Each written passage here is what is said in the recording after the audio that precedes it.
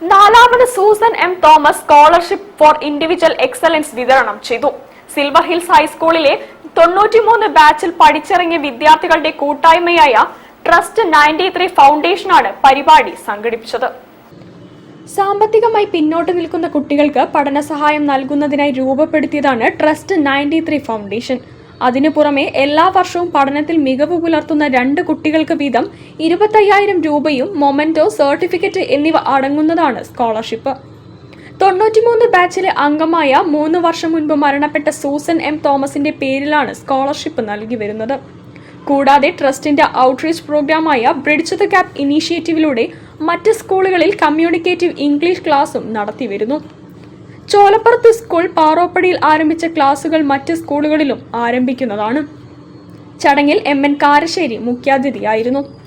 നിങ്ങളുടെ പ്രവർത്തന മേഖലയായിട്ട് ഞാൻ കേട്ടൊന്ന്, പഠിക്കാൻ പ്രാപ്തിയുള്ളവരും അതിന് ഭൗതിക സൗകര്യങ്ങൾ ഇല്ലാത്തവരും ആയ കുട്ടികളെ സഹായിക്കാനാണ്.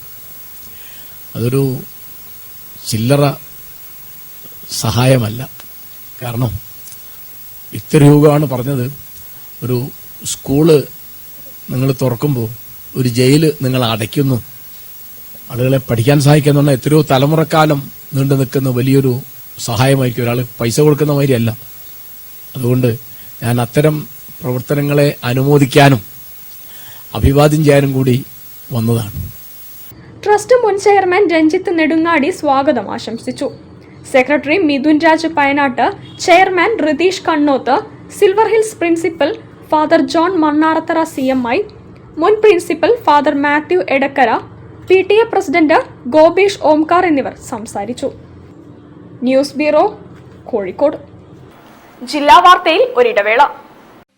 ക്യാൻസറിനെതിരെ പൊരുതാനായി കാലിക്കറ്റ് സിറ്റി സർവീസ് സഹകരണ ബാങ്കും MVR ക്യാൻസർ സെന്ററും സംയുക്തമായി അവതരിപ്പിക്കുന്ന ക്യാൻസർ ചികിത്സാ സഹായ പദ്ധതിയാണ് മാസ് കെയർ.